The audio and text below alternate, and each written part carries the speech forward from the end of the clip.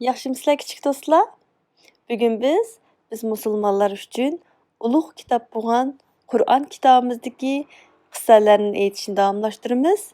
Oldingi qitim biz bizning dunyoyimiz degan temadagi qissani anglagandik. Bugun ularning hammasini Alloh yaratdi degan temadagi qissani anglaylik, ha?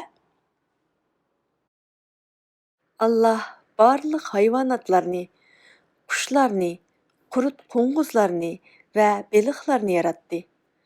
Ularning ba'zilari uchidi, ba'zilari suv uzidi, ba'zilari yer beg'irlab mangdi, ba'zilari 2 putlab mangdi, ba'zilari 4 putlab mangdi. Alloh baliqlarni yaratdi. Ba'zi baliqlar ko'llarda yashaydi, ba'zi baliqlar daryolarda yashaydi. Yana ba'zi baliqlar dengizlarda yashaydi. Dengizda g'oyat zo'r yo'g'on kitlar bor. Xatarlik lahanglar, do'stona delfinlar bor. Ko'rinishi g'alita 8 oyoqlar, chiroyli dengiz yulduzlari bor. Alloh ularning hammasiga qandoq suv uzishni bildirdi. Alloh barliq qushlarni yaratdi. Kichik qushqochlarni, cho'ng burkutlarni yaratdi. Barliq qushlarning qanotlari bo'ladi. Ular ko'kda ucha oladi. Ba'zi qushlar intayin egiz uchadi. Alloh ularga ko'kda qandoq parvoz qilishni o'rgatdi. Alloh kala va o'chkilarni yaratdi. Ular bizni sut bilan ta'minlaydi.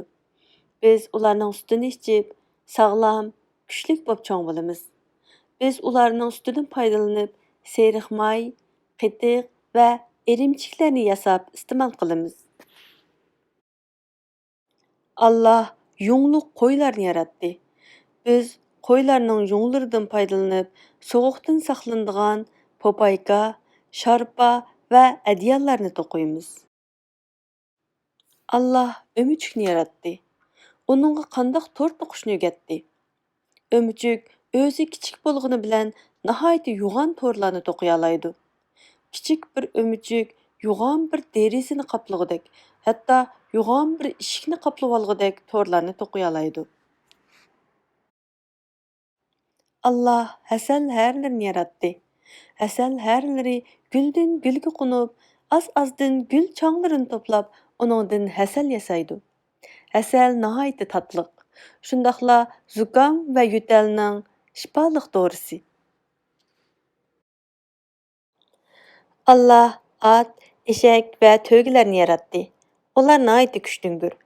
Biz eg'ir yuk taxtlarimizni bir joydan yana bir joyga yo'tkishimizda ulardan foydalanamiz. Burunqi zamonlarda mashinalar yo'q edi. Kishilar at va eshaklarga minib, ulardan qatnash qurollari sifatida foydalanardi. Hali ham qumliqdagi safarlarimizda biz to'ygidan qatnash quroli sifatida foydalanamiz. Alloh barliq hayvonotlarni, qushlarni, qurut qo'ng'izlarni, baliqlarni yaratdi. Ular hammasi Allohga mansubdir. Alloh hammadan qudratlidir. Qandaq kichik do'stlar? Bugungi ularning hammasini Alloh yaratdi temasidagi qissalarimiz mana shunga bilan yakunlashdi. Endi keyingi qitimliq hikoyamizni ko'rishaylik.